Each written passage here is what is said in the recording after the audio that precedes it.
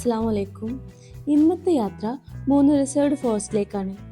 കാടിൻ്റെ ഭംഗി ആസ്വദിക്കാൻ വരുന്നവർക്ക് എപ്പോഴും മുത്തങ്ങ, ഗുണ്ടൽപേട്ട്, ബന്ദിപ്പൂർ എന്ന യാത്ര ഭയങ്കര ഒരു അനുഭവം തന്നെയാണ്. നമ്മൾ അതിരാവിലെ 4 മണിയോട് കൂടിയാണ് ഈ യാത്ര ആരംഭിക്കുന്നത്. 6 മണിക്ക് മുന്നേ മുത്തങ്ങ ചെക്ക് പോസ്റ്റിൽ എത്തണം എന്ന ലക്ഷ്യത്തോടു കൂടിയായിരുന്നു യാത്ര. പക്ഷേ അരികോട് സ്ത്രീകൾക്കുള്ള പള്ളി തിരഞ്ഞ് നടന്നപ്പോഴേക്കും ഒരുപാട് വൈകി. പിന്നെ ഇവിടെ ഒരു പള്ളി കിട്ടുകയാണ് ചെയ്തത്. ഒന്നാമത് ആ നേരത്തെ നമുക്ക് സ്ത്രീകൾക്കുള്ള നിസ്കാര സൗകര്യം കണ്ടുപിടിക്കാൻ ഭയങ്കര ബുദ്ധിമുട്ടാണ്. എന്തായാലും ഞങ്ങൾ കുട്ടീനെയും പെട്ടീനെയും ഒക്കെ എടുത്ത് തിരിച്ച് വയനാട് ചുരത്തെത്തിയപ്പോഴേക്കും 7:15. വയനാട് ചുരം നല്ല മഞ്ഞുള്ള വ്യൂ ആണ്. പക്ഷേ മഞ്ഞിൻ്റെ പ്രലോഭനങ്ങളിലൊന്നും വീഴാതെ ഞങ്ങൾ മുന്നോട്ട് പാഞ്ഞു.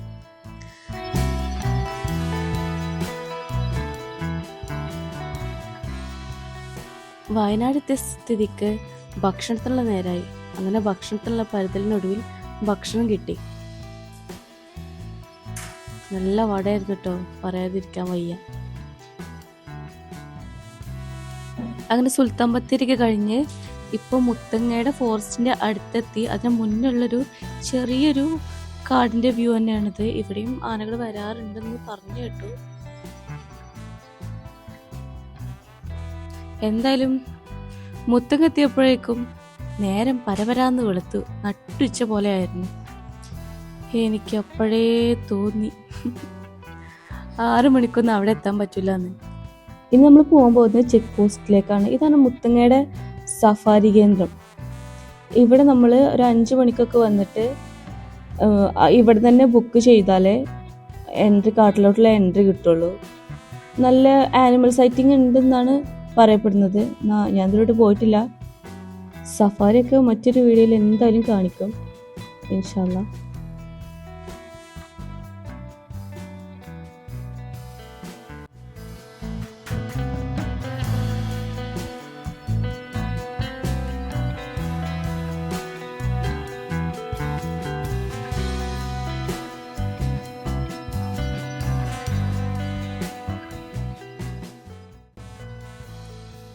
അങ്ങനെ നെക്സ്റ്റ് ചെക്ക് പോസ്റ്റിൽ എത്തിക്കാണ് നമ്മൾ.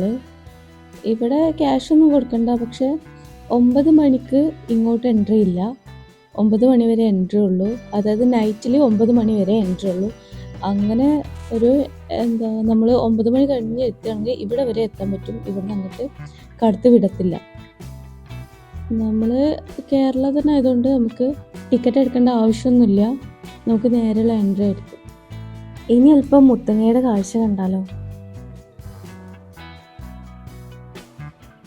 മുത്തങ്ങ ഞങ്ങളൊരു ജനുവരി മാസത്തിലാണ് കേട്ടോ ഇങ്ങോട്ടുള്ള യാത്ര ചെയ്തിരിക്കുന്നത്. ഇതിന് മുന്നൊക്കെ പോയിരുന്നപ്പോഴൊക്കെ പാതി സൂര്യൻ്റെ പ്രകാശത്തിൽ നല്ല വെളിച്ചൊന്നും കിടക്കാത്ത ഒരു നിബിഡ വനങ്ങളായിരുന്നു. ഇവിടെ ദൂർന്ന നിബിഡ വനങ്ങളായിരുന്നു. ഇത്തവണ എല്ലാം മാറി. കാടെല്ലാം ഉണങ്ങിത്തുടങ്ങുകയാണ്. ശരിക്കും അങ്ങോട്ട് ഉണങ്ങിയിട്ടില്ലെങ്കിലും നല്ല ഉണങ്ങി തുടങ്ങി ഒരു ഗോൾഡൻ കളർക്കൊക്കെ അങ്ങ് ചേഞ്ച് ആയിക്കൊണ്ടിരിക്കുകയാണ് നമ്മുടെ കാട്. എല്ലാ ഫോറസ്റ്റും ഏറെക്കുറെ വല്ലാണ്ട് ചൂടൊന്നും ഫീൽ ചെയ്യാതെ എന്നാൽ വനം പൊഴിയുന്നത് കാണാൻ കഴിയുന്നൊരു സീസണാണ് ജനുവരി. പക്ഷേ ഒക്ടോബർ, നവംബർ മാസത്തിൽ കാടെല്ലാം വളരെ ഭംഗിയുള്ളതാണ്. ആനിമൽസിന് ഒരുപാട് നമുക്ക് കാണാൻ കഴിയുകയും ചെയ്യും. എൻ്റെ അഭിപ്രായത്തിൽ ഞാൻ 2-3 വട്ടം പോയതിൻ്റെ അടിസ്ഥാനത്തിൽ ഈ ഒരു ജാനുവരി അങ്ങോട്ട് ഫെബ്രുവരി, മാർച്ച്, ഏപ്രിൽ ആ സീസണിലൊക്കെ മൃഗങ്ങളുടെ അറ്റാക്കിനുള്ള ചാൻസസ് കൂടുതലാണ്. കാരണം കാട് ഉണങ്ങും, മൃഗങ്ങൾക്ക് ഭക്ഷണങ്ങൾ കിട്ടാതെയാവും, വെള്ളത്തിൻ്റെ സാന്നിധ്യം കുറഞ്ഞു വരും. എല്ലാം ഭയങ്കര ബുദ്ധിമുട്ടുള്ള ആ സമയങ്ങളിൽ കാട്ടിലേക്ക് കയറാതിരിക്കുന്നവർക്കും ഏറ്റവും ബെറ്റർ ആയിട്ടുള്ള ഒരു സമയം. നമ്മളിനി പോകാൻ പോകുന്നത് മുത്തങ്ങക്ക് അവസാനിച്ച് ഗുണ്ടൽപേട്ടിലേക്കാണ്. എന്നാൽ ഗുണ്ടൽപേട്ട് നമ്മളെ വരവേൽക്കുന്നത് ഒരു പൂക്കാലം തന്നെയായിരുന്നു. ഇരു സൈഡിലും പൂക്കളും കൃഷികളും. ഒരു കൊച്ചു ഗ്രാമം, മധൂർ എന്ന് പറയുന്ന ഒരു കൊച്ചു ഗ്രാമത്തിലാണ് നമ്മൾ എത്തിച്ചേരുന്നത്. ഞാനിപ്പം ഈ ഒരു സൈഡ് മാത്രമേ വീഡിയോ എടുത്തതുള്ളൂ. ഓപ്പോസിറ്റ് സൈഡിൽ പൂക്കളുണ്ട്, പക്ഷെ വീഡിയോ ഒന്നും എടുത്തിട്ടില്ല. റോഡിൻ്റെ 2 സൈഡിലും പൂപ്പാടങ്ങൾ നമുക്ക് ഇങ്ങനെ കാണാം. ഓരോരുത്തർക്ക് 10 രൂപ വെച്ചിട്ടാണ് ഇങ്ങോട്ടുള്ള എൻട്രി അവർ കൊടുക്കുന്നത്.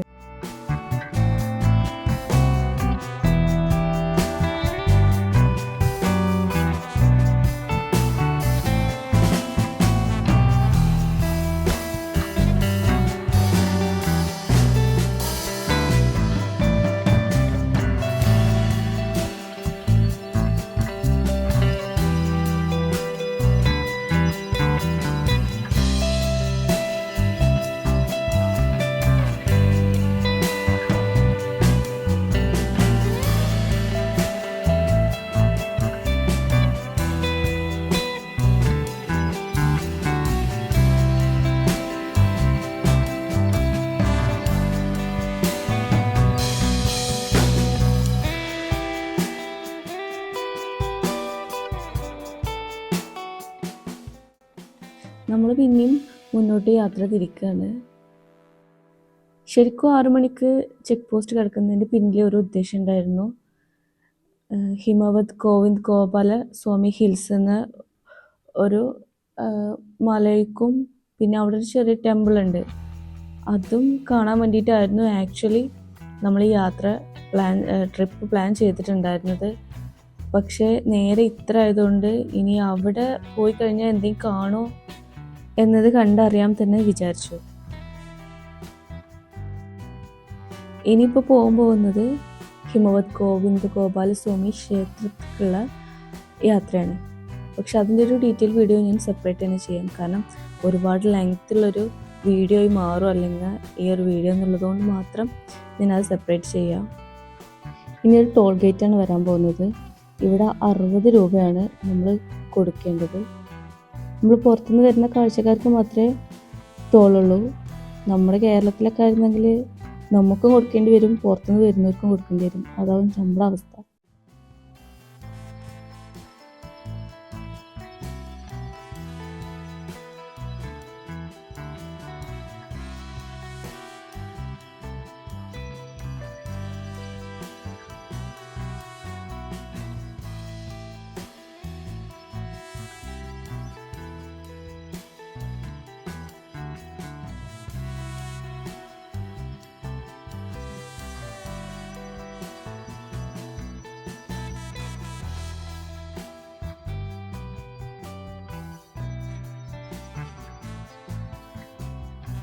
ഇവിടെ സൈഡിലുള്ള കച്ചവടക്കാരിൽ നിന്നൊക്കെ പച്ചക്കറി ആയിക്കോട്ടെ ഫ്രൂട്ട്സ് ആയിക്കോട്ടെ എല്ലാം വളരെ ലാഭത്തിലാണ്, തുച്ഛ വിലയിൽ. ഒരു ചാക്ക് വത്തക്കയുടെ ഒരു ചാക്കിന് ആകെ 200 രൂപയാണ് ഇവിടെ ഞങ്ങൾക്ക് പേ ചെയ്യേണ്ടി വന്നത്. അങ്ങനെ പപ്പായ ഉണ്ട്, വേറെ ഫ്രൂട്ട്സുകളൊക്കെ ഉണ്ട്, എല്ലാം വിലക്കുറവിലാണ് കിട്ടുന്നത്. ഇനി നേരെ ഹിമവത് ഗോവിന്ദ് ഗോപാലസ്വാമി ക്ഷേത്രത്തിലേക്കാണ്.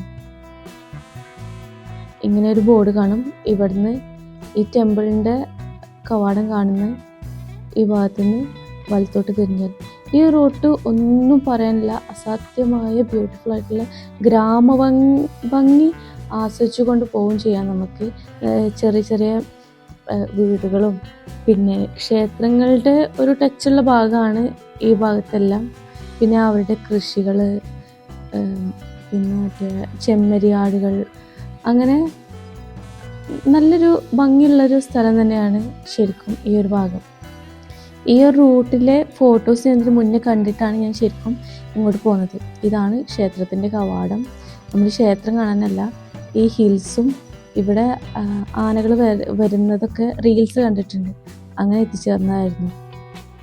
എന്തായാലും അവിടുന്ന് റിട്ടേൺ അടിച്ചു. പിന്നെ ഉച്ചഭക്ഷണം ഈ ഒരു ഭാഗത്ത് നിന്ന് തന്നെ ആയിരുന്നു കഴിച്ചിരുന്നത്. നമ്മുടെ നാട്ടിൽ നിന്നും അന്യ സംസ്ഥാനങ്ങളിലേക്ക് പോകുമ്പോഴുള്ള എല്ലാ കുറവുകളും ഭക്ഷണങ്ങളിൽ ഉണ്ടായിരുന്നു. എന്നിരുന്നാലും കുഴപ്പമില്ല. പക്ഷേ മലയാളികളുടെ ഹോട്ടലിൽ കയറുമ്പോൾ എപ്പോഴും ഫുഡിന് വില കൂടുതലാവും. സാധാ അവരുടെ തന്നെ ഫുഡ് കഴിച്ചാലും എല്ലാം നോർമൽ തന്നെയാണ്, പ്രത്യേകിച്ചൊരു ഡിഫറൻസ് ഒന്നും എനിക്ക് തോന്നിയിട്ടില്ല. അവരുടെ കഴിച്ചാലും മലയാളികളത് നോക്കി കഴിച്ചാലൊക്കെ ഒരേപോലെ തന്നെയാണ്. അങ്ങനെ നമ്മൾ പിന്നീട് യാത്ര തിരിക്കുന്നത് ബന്ദിപ്പൂരിലേക്കാണ്. ബന്ദിപ്പൂരാണ് ഏറ്റവും കൂടുതൽ ആനിമൽ സൈറ്റിങ് കിട്ടുന്ന ഒരു ഏരിയ. ടൈഗറിനൊക്കെ പലപ്പോഴും ആ ഭാഗത്ത് കാണാറുണ്ടെന്നൊക്കെ പല വീഡിയോസിലും കാണാറുള്ളതാണ് നമ്മൾ. അങ്ങനെ അടുത്ത ചെക്ക് പോസ്റ്റിൽ എത്തിച്ചേരാണ്. ഇവിടെ ആകെ 20 രൂപ എങ്ങാണ്ട് അവർ charge വാങ്ങുന്നുള്ളൂ.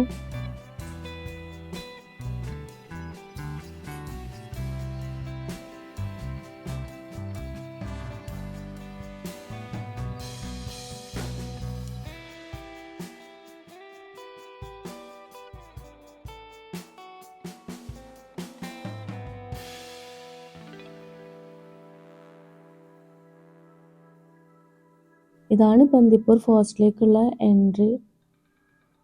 Bandipur tiger reserve national പാർക്കിലേക്കുള്ള എൻട്രിയാണ് ശരിക്കും.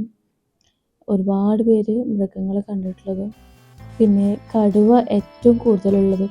പിന്നെ ഇത് എപ്പോഴും ഞാൻ ഇതിന് മുന്നേ പോയപ്പോഴും ഒക്കെ ഇതേപോലെയാണ്, ഒരു ഗോൾഡൻ കളർ, ഒരു വരണ്ട കാട് അങ്ങനെയൊക്കെ തോന്നിയിട്ടുള്ളൊരു കാടാണ് എനിക്ക് ശരിക്കും ഇത്.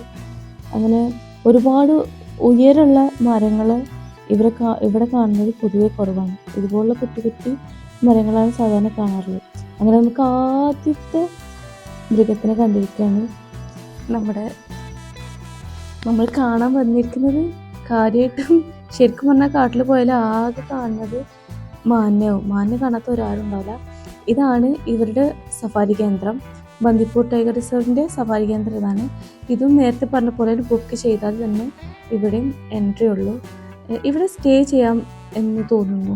ഈ ഭാഗങ്ങളിലൊക്കെ ഓരോന്നിനും ഓരോരോ പേരുകളുണ്ട്. എന്നിട്ട് അവിടെ നമുക്ക് അവരുടെ ഗവൺമെൻറ്റിൻ്റെ ഇതിൽ കയറിയിട്ട് നമുക്ക് ബുക്ക് ചെയ്തിട്ട് അവിടെ നിന്നിട്ട് സ്റ്റേ ചെയ്ത് കാട്ടിലോട്ടുള്ള സഫാരി ഉണ്ട്, ജീപ്പ് സഫാരി ഉണ്ട്, പിന്നെ ബസ്സുണ്ട്, അങ്ങനെ സഫാരികളുണ്ട്. അങ്ങനെ നമുക്ക് മാനിനൊക്കെ കണ്ടിരിക്കുകയാണ്. ഇങ്ങനെ മാനിനെ കണ്ടാലും നമ്മൾ എവിടെയും വാഹനങ്ങൾ നിർത്താൻ പാടില്ല. ആനിമലിനെ കാണുന്നത് അവർക്ക് ഫുഡ് കൊടുക്കാനോ അല്ലെങ്കിൽ ഫോട്ടോ എടുക്കാനോ ശ്രമിക്കരുത്. റീസെൻ്റ്ലി ഒരാൾ ഫോട്ടോ എടുക്കാൻ ഇറങ്ങിയതും അതിൻ്റെ പിന്നാലെ ആന കൂടിയതും ഒരു തലനാഴിലേക്ക് രക്ഷപ്പെട്ടതൊക്കെ നമുക്കൊക്കെ അറിയുന്നതാണ്. ഇതാ ചെറിയൊരു ആന. അങ്ങനെ ബന്ദിപ്പൂരൊക്കെ കഴിഞ്ഞ് നമ്മൾ അടുത്തത് തമിഴ്നാട്ടിലോട്ട് എൻട്രി ചെയ്യാൻ പോവാണ്. എന്താ വിസിറ്റ് അഗെയിൻ കർണാടക സ്റ്റേറ്റ്. നീലഗിരിയിലെത്തിയിട്ടോ നമ്മളിപ്പോൾ. എല്ലാം ഒരു റോഡിന് പാതി മുറിച്ചിട്ട പോലെയാണ്.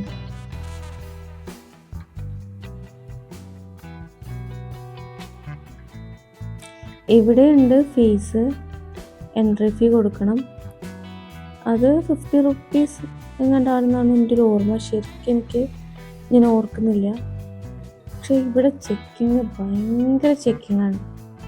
എന്താ സംഭവം എന്നറിയില്ല, ഭയങ്കര ചെക്കിങ് ആയിരുന്നു. ഇതിന് മുന്നേ പോയപ്പോഴൊന്നും അത്ര ചെക്കിങ് ഉണ്ടായിരുന്നില്ല. ഇത്തവണ വന്നപ്പോൾ ഭയങ്കര ചെക്കിങ് ആയിരുന്നു. ഇതിൻ്റെ ഇടതുവശങ്ങളിലെ കാഴ്ചയാണ് കാണുന്നത്. മാൻ ഇങ്ങനെ നടന്നു പോകുന്ന ഒന്നല്ല, ഒരുപാട് മാൻകുട്ടികളുണ്ട്. അങ്ങനെ നമ്മൾ മുതുമലൈ ടൈഗർ റിസർവിലേക്ക് പോവാണ്, റിസർവ് ഫോറസ്റ്റിലേക്ക് പോവാണ്. പക്ഷെ എന്നെ അത്ഭുതപ്പെടുത്തിയത് ഈ ഒരു കാട്ടിലായിരുന്നു ആക്ച്വലി എനിക്ക് ഒരുപാട് ആനിമൽസായിട്ട് കിട്ടിയിട്ടുണ്ടായിരുന്നത്. പക്ഷെ മെയിൻ പ്രോബ്ലം എന്താണെന്ന് വെച്ചാൽ നമ്മൾ ഈ ഒരു ആനിമൽസിനെ കാണാൻ വരുന്നവരാണ്. പക്ഷെ അവിടെ സ്ഥിരം പാസ് ചെയ്യുന്നവർ ശരിക്കും നമ്മൾ അവർക്കൊരു ഭയങ്കര ബുദ്ധിമുട്ടാണ്. കാരണം നമ്മൾ അവിടെ ഇവിടെ വണ്ടി സ്ലോ ആക്കുമ്പോൾ അവർ നേരെ റൂട്ടാണ്, അവർക്കത് ഭയങ്കര ബുദ്ധിമുട്ടായിരിക്കും. അവർ ഹോൺ അടിച്ചുകൊണ്ട് നിൽക്കും. അപ്പോൾ നമുക്കും ശരിക്കും വീഡിയോ എടുത്ത് കാണാനുള്ളൊരു സാവകാശമൊന്നും കിട്ടില്ല. ജസ്റ്റ് നമ്മൾ കണ്ടു പോകുന്നവർക്ക് രസമാവും, പക്ഷെ വീഡിയോ എടുക്കാൻ ഭയങ്കര ബുദ്ധിമുട്ടായിരുന്നു. ഇതൊന്നും എടുക്കാനേ പറ്റുന്നില്ല. കാരണം കുരങ്ങന്മാർ നമ്മളിലേക്ക് ചാടാണ്. സിംഹവാലൻ കുരങ്ങനെയാണ് ഇപ്പോൾ നമ്മുടെ സൈഡിൽ കണ്ടുകൊണ്ടിരിക്കുന്നത്.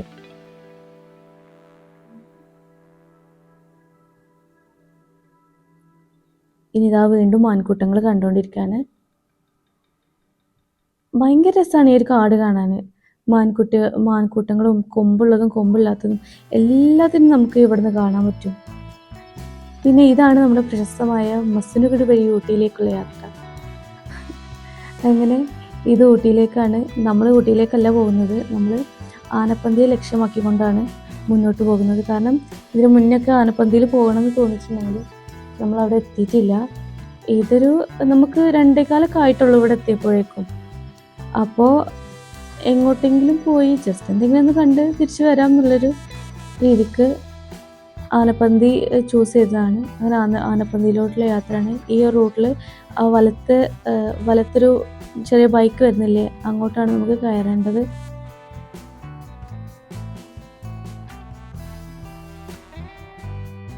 അങ്ങനെ സഞ്ചരിച്ചത് ആനപ്പന്തിൻ്റെ അവിടെ എത്തിയിരിക്കുകയാണ്. പക്ഷേ എന്നെ വളരെ നിരാശയാക്കി. കാരണം ഇവിടെ ആകെ 8:30 to 9 മണി വരെ രാവിലെയും പിന്നെ 5:30 to 6 മണി വരെയും വൈകുന്നേരം മാത്രമേ ഉള്ളൂ. എന്തായാലും ഇവരുടെ തന്നെ നാട്ടാനയെ വളർത്തുന്ന സ്ഥലമുണ്ട് ഇവിടെ. നമുക്ക് അതിനെ കാണാൻ ലക്ഷ്യത്തോടുകൂടി പോയി. ഇതാണ് മുതുമലയുടെ സഫാരി കേന്ദ്രം. ഇവിടെ ഒരുപാട് വിസിറ്റേഴ്സ് ഉണ്ടാവാറുണ്ട്. ബുക്കിംഗ് തന്നെയാണ് തോന്നുന്നത്. പക്ഷേ ഇവിടെ നേരിട്ട് പോയിട്ട് ഈ ഒരു നേരത്താണെന്നുണ്ടെങ്കിലും നമുക്ക് നേരെ പോയി അവിടെ പോയി ഇതാക്കിയാൽ ബന്ദിപ്പൂർ പോലല്ല, ബന്ദിപ്പൂരും മുതുമലയും നമുക്ക് നേരിട്ട് പോയി ബുക്ക് ചെയ്തിട്ട് കാട്ടിലേക്ക് കയറാം. പക്ഷേ മുത്തങ്ങ ഫോറസ്റ്റ് മാത്രമാണ് അതിന് സമ്മതിക്കാത്തത്. ഇതപ്പോൾ ആന ഇത് മുന്നേ കണ്ട വീഡിയോയിൽ 3 ആനയെ കാണുന്നുണ്ട്. ഒന്ന് ഒരുപാട് ദൂരെയാണ്, പിന്നെ 2 ഈ ഒരു വെള്ളത്തിലും. ഒന്ന് കുളിപ്പിച്ചുകൊണ്ടിരിക്കുകയാണ്. ഇതാ ഇവിടെ ഒരു ആന കാണുന്നുണ്ട്. ശരിക്കും സൂക്ഷിച്ച് നോക്കിയാലേ അറിയുന്നുണ്ടാവുള്ളൂ. പിന്നെ വീണ്ടും സിംഹവാലനെ തന്നെയാണ്. പക്ഷെ നല്ല ഭംഗിയായിട്ട് അവരെ കാണാൻ. മാനൊക്കെ ഇങ്ങനെ അടുത്തിരിക്കുമ്പോൾ നല്ല ഭംഗിയാണ്. ഇതേ റൂട്ടിൽ ഇതിന് മുന്നേ പോയൊരു വീഡിയോ ആണ്.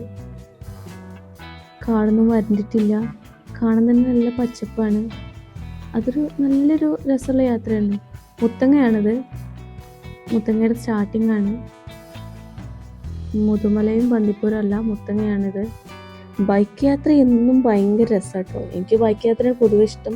പക്ഷേ മോളും കൂടി ഉണ്ടാകുമ്പോൾ ഒരിക്കലും നമുക്ക് ബൈക്ക് യാത്ര അത്ര സ്യൂട്ടബിൾ അല്ലാത്തതുകൊണ്ടാണ്. എനിവേ ഞങ്ങൾ സെയിം റൂട്ടിൽ തന്നെ വീണ്ടും റിട്ടേൺ അയക്കുകയാണ് ചെയ്തത്.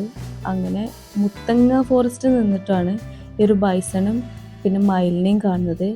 അതുമാത്രമല്ല വീണ്ടും മുത്തങ്ങ ഓരോരോ മൃഗങ്ങളെ കാണിച്ചു തരുന്നു. കാരണം ഹസ്ബൻഡ് പറഞ്ഞിരുന്നു ഈ ഭാഗത്ത് മൃഗങ്ങളെ ഇന്നേ വരെ ഹസ്ബൻഡ് കണ്ടിട്ടില്ല, അല്ലെങ്കിൽ ഞാനാണെങ്കിലും കണ്ടിട്ടില്ല. അപ്പോൾ മുത്തങ്ങയെ കുറച്ച് ഞങ്ങൾ കളിയാക്കിയിട്ടായിരുന്നു അങ്ങോട്ട് പോയിരുന്നത്. പക്ഷെ തിരിച്ചു വന്നപ്പോൾ മുത്തങ്ങ ശരിക്കും അത്ഭുതപ്പെടുത്തി. ഈ കാണുന്ന ഭാഗം മൊത്തം മാൻകുട്ടികൾ, അതുപോലെ മയിൽ, അങ്ങനെ ഒരുപാട് മൃഗങ്ങൾ. നല്ല രസമുണ്ടായിരുന്നു ഇത് കണ്ടിരിക്കാൻ ആ ഒരു ഭാഗം.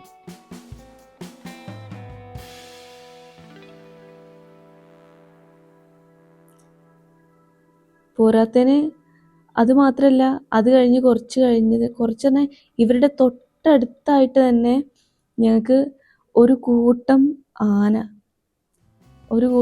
അങ്ങനെ തന്നെ വേണമെന്ന് പറയാം. പക്ഷെ എനിക്കത് എൻ്റെ ക്യാമറയിൽ തീരെ പിടിപ്പിച്ചെടുക്കാൻ കഴിയുന്നുണ്ടായിരുന്നില്ല.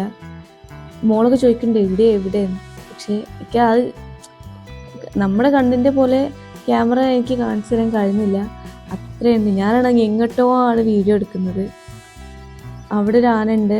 ഒരാനയെ വീഡിയോയിൽ ഒരു ആനയെ കാണുന്നുള്ളെങ്കിലും ഒരുപാട് ആന ആ ഭാഗത്തുണ്ട്. ശരിക്കും ഞാൻ എൻ്റെ ഓഡിയോ വേണമെങ്കിൽ ഒരാന, 2 ആന, 3 ആന, 4 ആന ആക്കണ അവിടെ കുറേ കണ്ടോ? അവിടെ കുറേ ഉണ്ട്. പക്ഷെ എൻ്റെ ക്യാമറയിലൊന്നും കാണുന്നില്ല. അവിടെ ഇപ്പോൾ ആൾക്കാരുണ്ട്.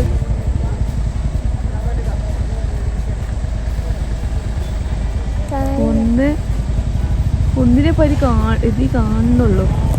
കുറച്ച് ഫ്രണ്ടിലുണ്ട് വേറെ.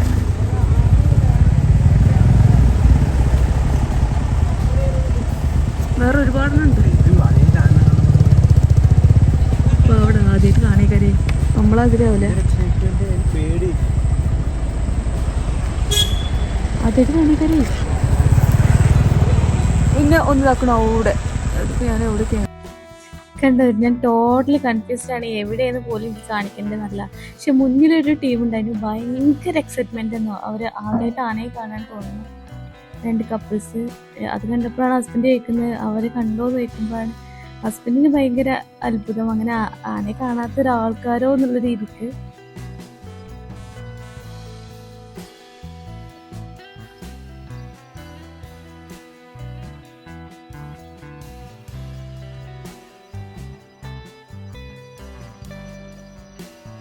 അങ്ങനെ തിരിച്ചു പോവാണ്. വീണ്ടും സുൽത്താൻ ബത്തേരിനെത്തി നമ്മൾ വീട്ടിലോട്ട് യാത്ര തിരിക്കുകയാണ്. വീഡിയോ ഇഷ്ടമായിട്ടുണ്ടെങ്കിൽ എല്ലാവരും ലൈക്ക് ചെയ്യുക, സബ്സ്ക്രൈബ് ചെയ്യുക, എല്ലാവർക്കും ഷെയർ ചെയ്യുക. ഞാൻ മുന്നേ പോയിരുന്നപ്പോൾ എൻ്റെ കയ്യിലുണ്ടായിരുന്ന കുറച്ച് വീഡിയോസാണിത്. മയിൽ, പിന്നെ അതുപോലെ ആന കുറച്ച് ക്ലോസ്ഡ് ആയിട്ട് നിൽക്കുന്ന ഒരു വീഡിയോ ആണത്. ബൈക്കിന് പോയപ്പോൾ എടുത്തതാണ്. ഒന്നുകൂടി ഓർമ്മിപ്പിക്കുകയാണ്, വീഡിയോ ഇഷ്ടമായിട്ടുണ്ടെങ്കിൽ എല്ലാവരും ലൈക്ക് ചെയ്യുക, സബ്സ്ക്രൈബ് ചെയ്യുക. ഇതുവരെ സബ്സ്ക്രൈബ് ചെയ്യാതെ കാണുന്നവരുണ്ടെന്നുണ്ടെങ്കിൽ ഒന്ന് സബ്സ്ക്രൈബ് ചെയ്ത് സപ്പോർട്ട് ചെയ്യുക. എല്ലാവർക്കും ഷെയർ ചെയ്ത് കൊടുക്കുക. Thank you for watching.